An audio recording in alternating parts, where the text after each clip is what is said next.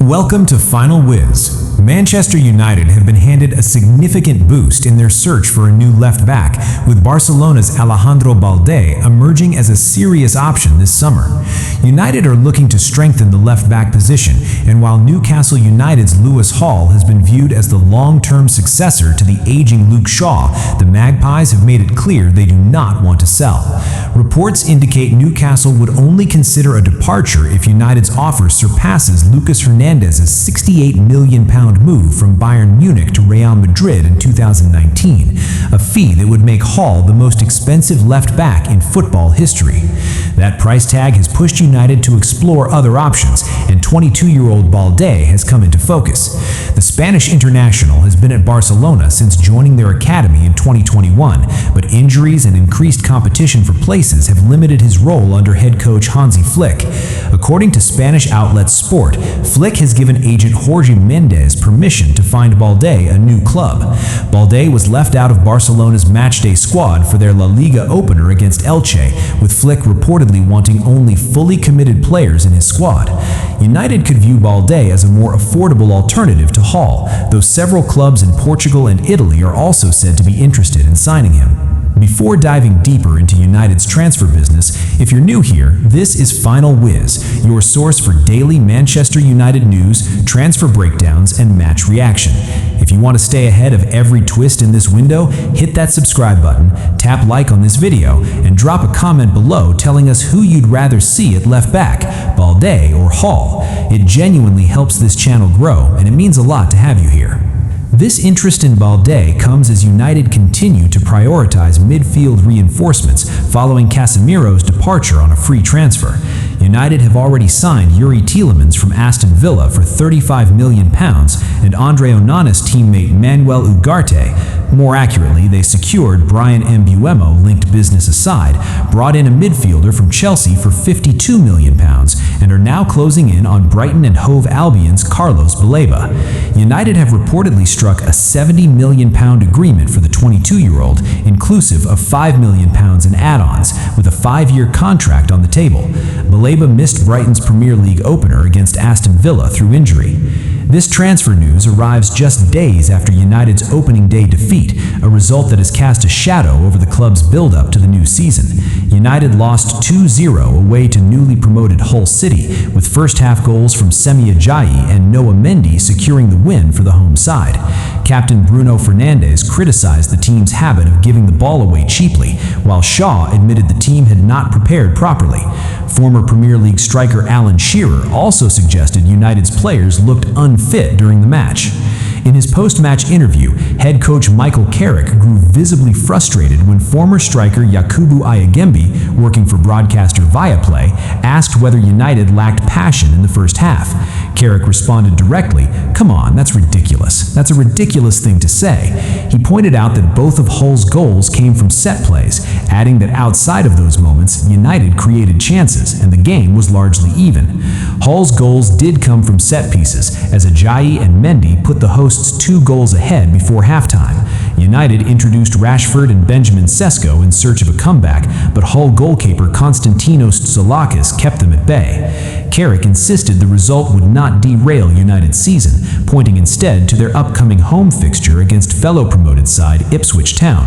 He said the defeat was disappointing, but stressed that one game does not change the club's overall direction.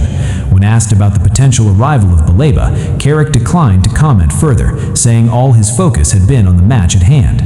Shaw, who has played a long-serving role at left-back for United, offered his own honest assessment after the match.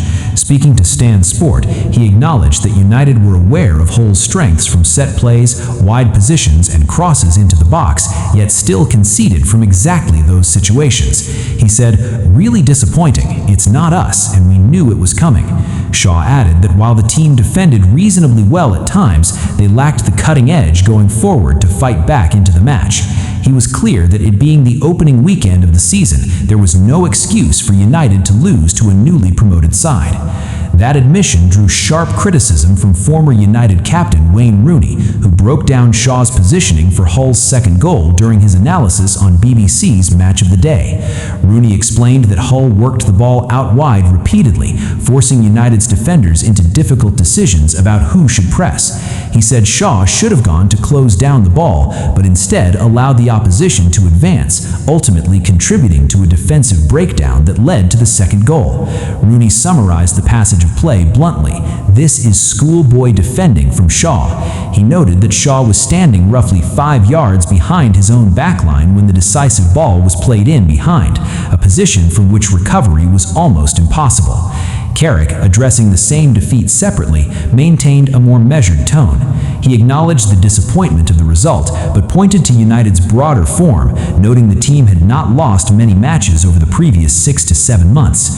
He said the club would not dismiss legitimate questions raised by the defeat, but also wouldn't let one result define their season's direction. Away from match analysis, transfer insider Fabrizio Romano provided an update on Balde's mindset regarding his Barcelona future. Romano explained that despite growing transfer speculation, a departure is not yet guaranteed, stating, "Balde is happy at Barcelona. He has a feeling the club is pushing him out."